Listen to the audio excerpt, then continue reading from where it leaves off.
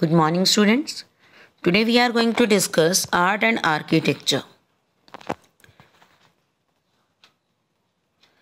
Pallava kings built rock-cut halls with many pillars. We can see so many beautiful temples in our South India, and these temples were built by Pallava kings. Pallava kings built rock-cut temples or halls with many pillars. There were large rocks in South India, plateau area is that. तो उस plateau area में बड़ी बड़ी rocks को cut करके temples build किए गए. Such cave temples can be seen even today in Trichy, Pudukottai, Mogal Rajpuram and Andavali. इन एरियाज में रॉक कट टेम्पल्स, रॉक को कट करके केव्स बनाकर वहाँ पर टेम्पल्स बनाए गए. Okay, rock cut rath temple, it means the shape of the temple is just like a chariot और रथ. ठीक है, तो rock cut rath temple in Mahabalipuram near Chennai are the most famous temple for their delicate beauty. The Pancharath belonged to Dharmaraj Yudhishthir, Bhim, Arjun, Nakul, Sahadev and Draupadi.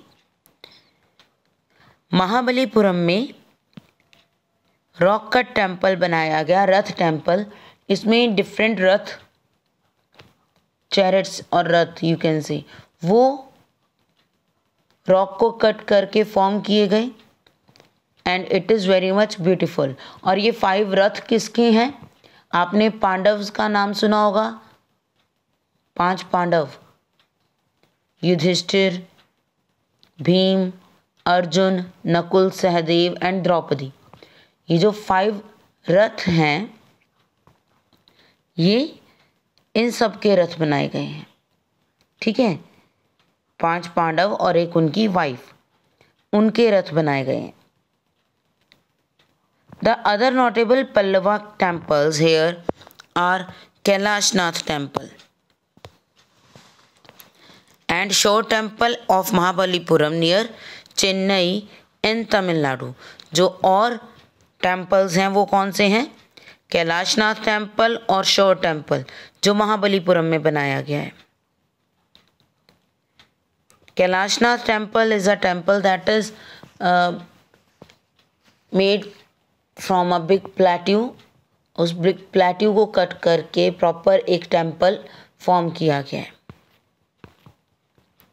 The temple were the important centre of education and community meetings to discuss common problems. The celebrations on festival days and cultural programmes were held in temples.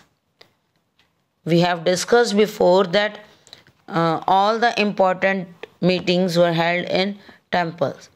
ज़्यादातर जो discussions थी villages में, जो भी important decisions लिए जाते थे, even king भी टेम्पल में मीटिंग करते थे. और जितने भी फेस्टिवल्स मनाए जाते थे, सेलिब्रेशंस थी, वो भी टेम्पल में ही सेलिब्रेट किए जाते थे, टेम्पल में ही वो प्रोग्राम्स होते थे. Okay, so this is the importance of temples at that time. Here you can see the Kailashnath temple.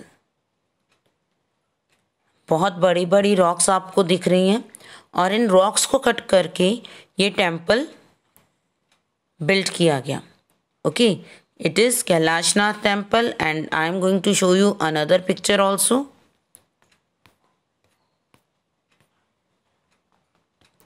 It is a close picture of Kailashnath temple. You can see here the artwork. ठीक है, the beautiful artwork in this picture. तो ये rocks को cut किया गया है. ये जो आपको आसपास रॉक्स विजिबल हैं, इन रॉक्स को कट करके ये इतना ब्यूटीफुल टेम्पल बिल्ड किया गया.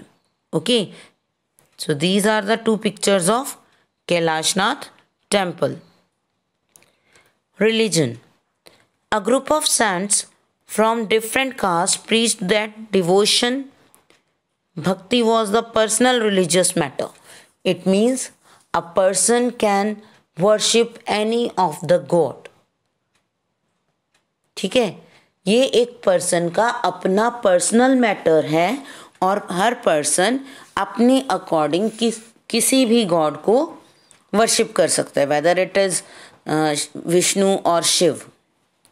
ठीक है, किसी भी गॉड को वर्शिप किया जा सकता है। So the person was free to worship Vishnu और Shiva and there were two main deities. दो मेन गॉड थे वहाँ पर, विष्णु और शिव, और उनमें से किसी को भी वर्शिप करने के लिए लोग फ्री थे। ये संत का कहना था, ये अ ग्रुप ऑफ संत जो होते हैं, जो गुरु होते हैं, उनकी बात थी। उन्होंने ये कहा कि कोई भी पर्सन किसी भी पर्सन को किसी भी गॉड को वर्शिप कर सकता है। Okay, the devotees of Shiva were known as Nayanars and the devotees of Vishnu were known as Alvars। वो लोग जो शिव को वर्शिप करते थे, जो शिव की पूजा करते थे, वो नयनर्स थे, और जो लोग विष्णु की वर्शिप करते थे, विष्णु को पूजा करते थे, वो अलवर्स थे। Okay, it means there was a freedom to worship any of the god. It is a personal choice. South India में गॉड को वर्शिप करना एक पर्सनल चॉइस थी कि आप किसी भी गॉड को वर्शिप कर सकते हैं। ओके, ये हर पर्सन का रिलीजियस मैटर था और हर पर्सन पर्सनल मैटर के अकॉर्डिंग, अपने मर्जी के अकॉर्डिंग किसी भी गॉड को वर्शिप कर सकते थे। Okay, so with this we have completed our chapter. I hope आपने बहुत अच्छे से रीड किया होगा, समझा होगा इस चैप्टर को। Okay, after that we will do the book exercise and question answers. Okay, till then have a nice day.